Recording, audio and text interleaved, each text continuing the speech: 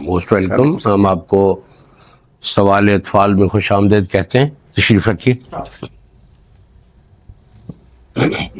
سر میرا نام محمد اشفاق ہے. میرا تعلق 10th سے ہے. میں آپ سے ہمارے تعلیمی نظام سے متعلق 3 سوالات کرنا چاہتا تھا. ضرور ضرور.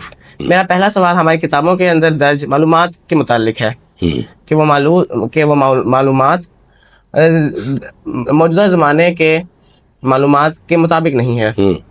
اس کے اوپر آپ کی کیا رائے ہے؟ میرا خیال ہے آپ نے بہت درست کہا. پہلی بات یہ ہے کہ جو پاکستان کا جو تعلیمی نظام ہے، یعنی کوئی بھی نظام ہوتا ہے نا، جیسے فرض کیا ایک سائیکل ہے، تو سائیکل ایک پورا سسٹم ہے. اس میں پہیے ہیں، اور اس میں جیسے موٹر سائیکل ہے اس میں ایک انجن ہوتا ہے، اس میں بے شمار چیزیں ہوتی ہیں. جب ہم ان کو ایک ساتھ جوڑتے ہیں، اس کے اجزاء کہتے ہیں ایک حصے کو، اس کے ایک جز کو اب ہم جوڑتے ہیں تو پورا ایک سسٹم بن جاتا ہے. تو یہ جو ایجوکیشن ہے جس میں آپ اس وقت پڑھ رہے ہیں یا جس میں سے آپ گزر کے آئے ہیں یہاں تک، یہ بھی ایک پورا سسٹم ہے. یہ سسٹم جو ہے اس میں بہت ساری چیزیں شامل ہیں. اس میں حکومت شامل ہے، اساتذہ ہیں، کتابیں بنانے والے ہیں، بلڈنگز ہیں، تعمیرات ہیں، اور بے شمار چیزیں اس میں پورے سسٹم کا ایک حصہ ہے.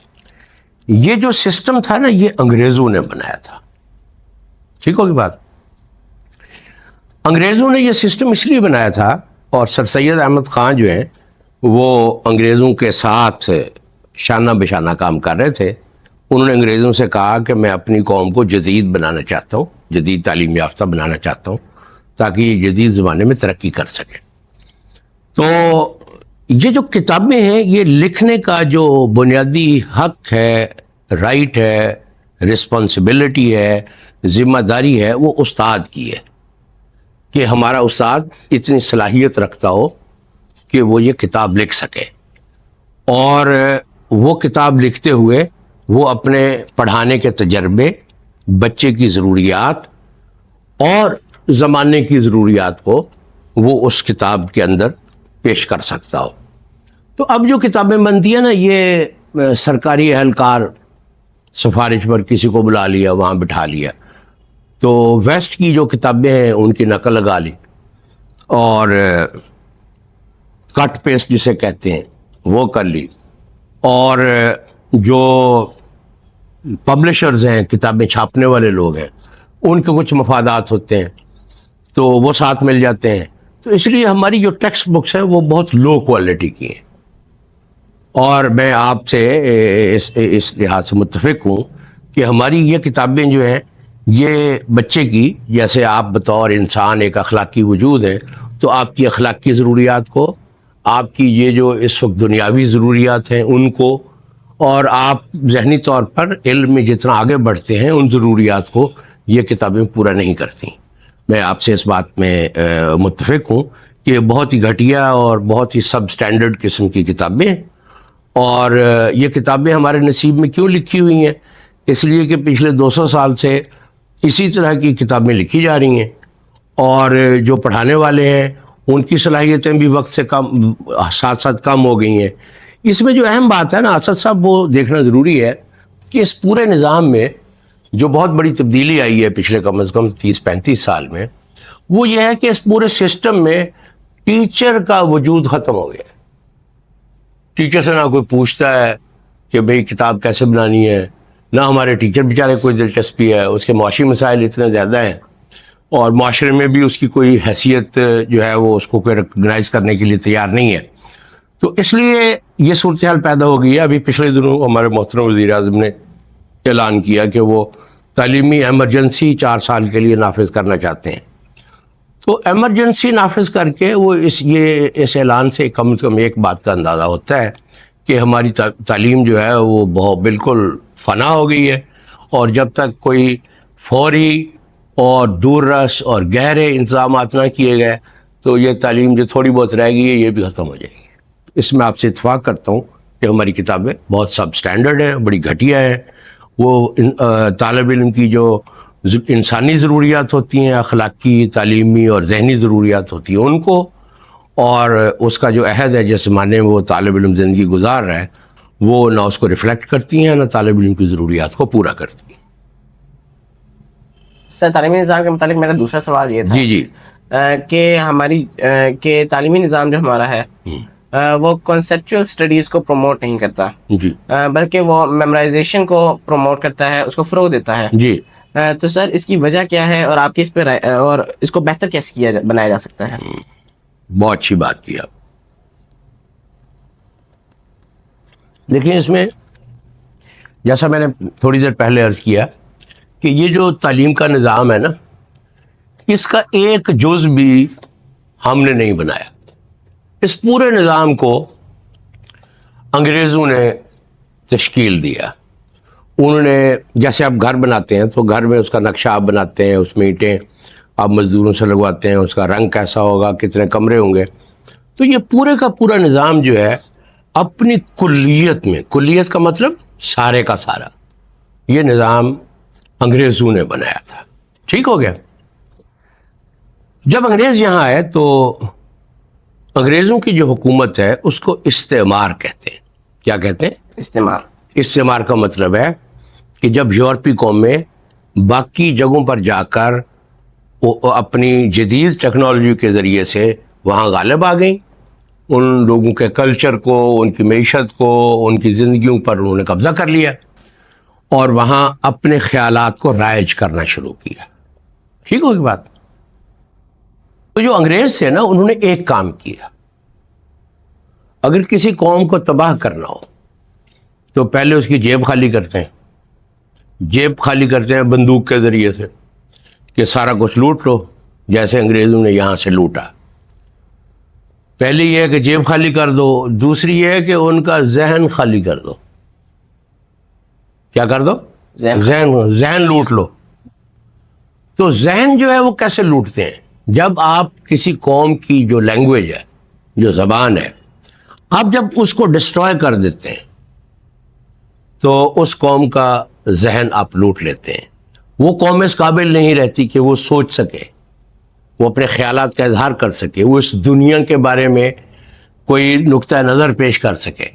جس قوم کی زبان ختم ہو گئی ہو یا بہت گھٹیا درجے پر ہو تو وہ قوم اسی طرح کی ہوتی ہے جس طرح سے ہم ہیں. انگریزوں نے جو ہماری زبان تھی مسلمانوں کی یہاں, یا علم کی, تعلیم کی, حکومت کی, کاروبار کی, وہ فارسی تھی. انہوں نے فارسی کو ختم کر دیا اور ایک اردو کو انہوں نے ترقی دی.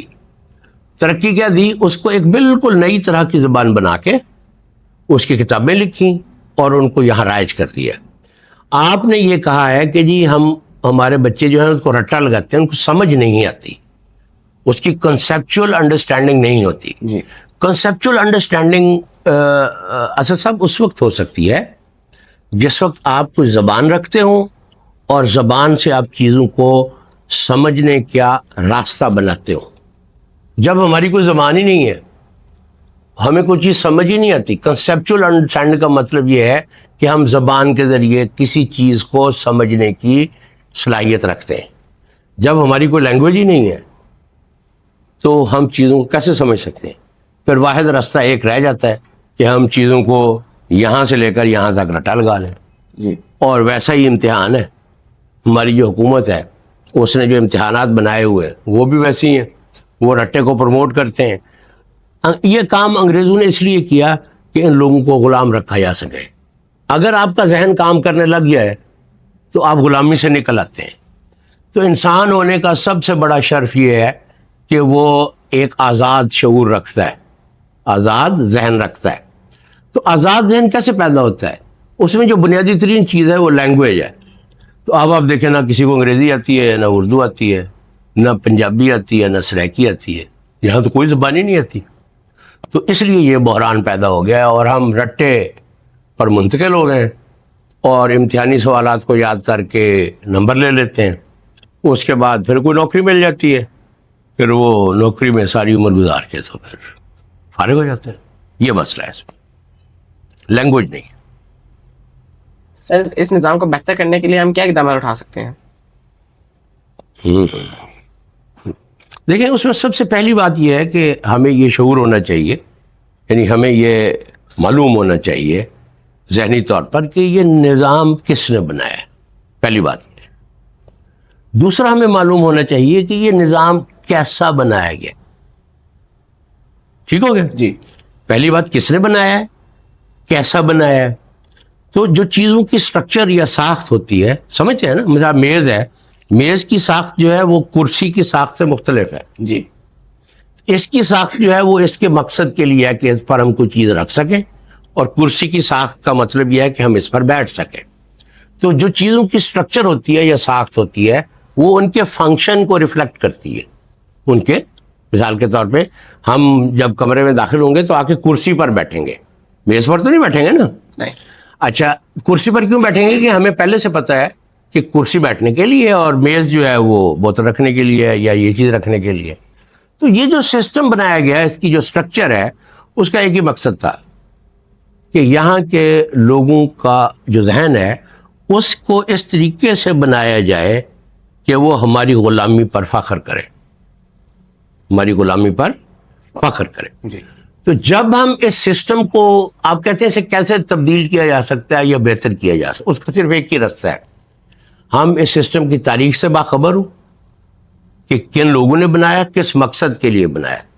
اس کے بعد ہم اس کو اپنے مقصد کے لیے اگر استعمال کرنا چاہتے ہیں تو وہ سسٹم ہمیں خود بنانا پڑے گا. اس کی جگہ ایک ایسا سسٹم بنانا پڑے گا. کسے بنانا پڑے گا؟ ہمیں خود بنانا پڑے گا. میں یہ فیصلہ کروں گا ایک آزاد قوم کے فرد کی حیثیت سے, میں یہ فیصلہ کروں گا کہ میری جو انسانی, دینی, اخلاقی, تہذیبی, فکری, یہ جو زمانے کے مطابق جو معاشی اور سیاسی ضروریات ہیں وہ کیا ہیں اور وہ کس طرح کا نظام پوری کر سکتا ہے. جب میں ان چیزوں کا خود فیصلہ کروں گا کہ میری ضروریات کیا ہیں, تو میں اس سسٹم کو تبدیل کر کے اپنی ان ضروریات کو پورا کر سکتی ہوں. جب تک میں سوچنے سے انکار کروں گا اور اس غلامی پر راضی رہوں گا, اس وقت تک یہ سسٹم ایسے موجود رہے گا, اور اسے غلام ذہن رٹا لگا کر نسلوں کی نسلیں اس سے برآمد ہوتی رہیں گی.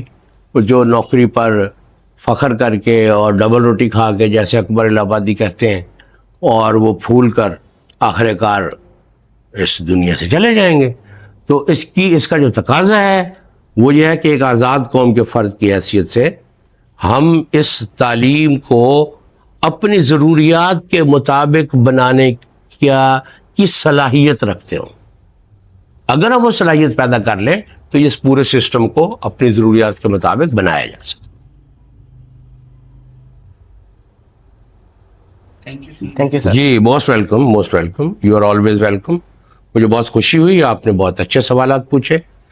سوالات پوچھنا جو ہے وہ ذہن کی جو تشکیل ہوتی ہے اس کے لیے ضروری ہوتا ہے. جی مجھے امید ہے آپ چیزوں پر غور و فکر کرتے رہیں گے, اور ان سوالات اور ان کے جواب ڈھونڈنے کا عمل جو ہے وہ آپ کی زندگی میں جاری رہے گا. بہت دعائیں آپ کے ساتھ. بہت شکریہ. Thank you sir.